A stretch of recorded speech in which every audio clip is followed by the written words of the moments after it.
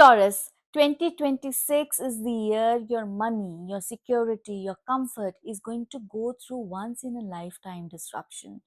For last 8 years, Uranus has been rewriting as to who you are, but from April 26, it's going to rewrite as to what you own and how safe you feel in this world. For full picture, listen for your Taurus rising to see the external changes and your Taurus moon for the mental and emotional impact that's going to take place. Now, April 26th is the time when Uranus moves into Gemini. Uranus is still in your first house right now, which represents your body, your mindset, your health, and how the world sees you. This is the final reveal of the new, you have been working on it for years, at least for 7 to 8 years, ever since it was in Taurus. But now it is going to be visible to people. People will start noticing that shift that you have worked so hard. And then when Uranus is going to move into Gemini, it is going to move in your second house. That's April 26th. The focus is going to become more about your personal finances, your material possessions, your speech, your value system, and how you enjoy both your food and your comfort. Karmically, this is a total reinvention of how you are going to earn, how you're going to spend, and how will you feel safe. So before Uranus leaves Taurus, it will close that long chapter of past 7, 8 years around stability and your old identity as someone who's very dependable and predictable. And once it enters Gemini, the universe is going to stop asking who you are, but now it's going to ask you what are you building, and what are you valuing for next 7 to 8 now, years. If we look at your career, whether you are a working professional, a student, business owner, or a homemaker, after April, you will feel uncomfortable in that old routine. You will start questioning it.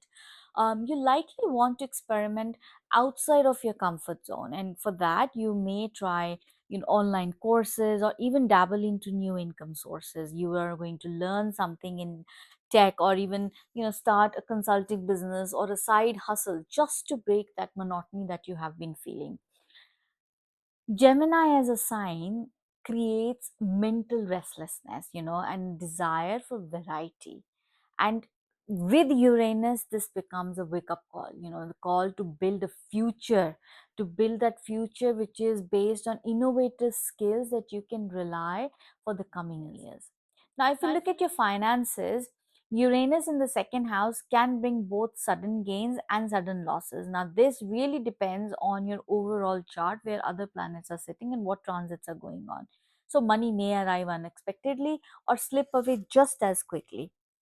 Now, uh, there could be new income sources that could come from app-based work or investments, tech, online platforms, or areas you are yet to experiment with. Because again, just like Rahu, Uranus rules technology, innovation, and those unconventional paths. But only the transits are longer than Rahu. The key is to avoid rushing blindly into big risk, just because you feel bored or you're getting pressured for that change, maybe from inside or maybe from outside. Another thing to remember is September 10th is when Uranus is going to get retrograde. This is a time to slow down and reflect. Remember, retrograde is always a testing period. This is where you are meant to pull back and you are supposed to review your choices and confront your speculative urges, especially in our 4 months when it got directed in the sign of Gemini. So during this phase, be extra cautious with your investments, with your debts. Test run your ideas, diversify instead of going all in one portfolio. Try to avoid taking any obligations you are not sure that you can handle. Overall, I would say go slow with your new experiments and give yourself time to adapt. It's a cycle of 7 years. On a personal level, many Taurus natives have been the rock of their family for past 7 to 8 years specifically.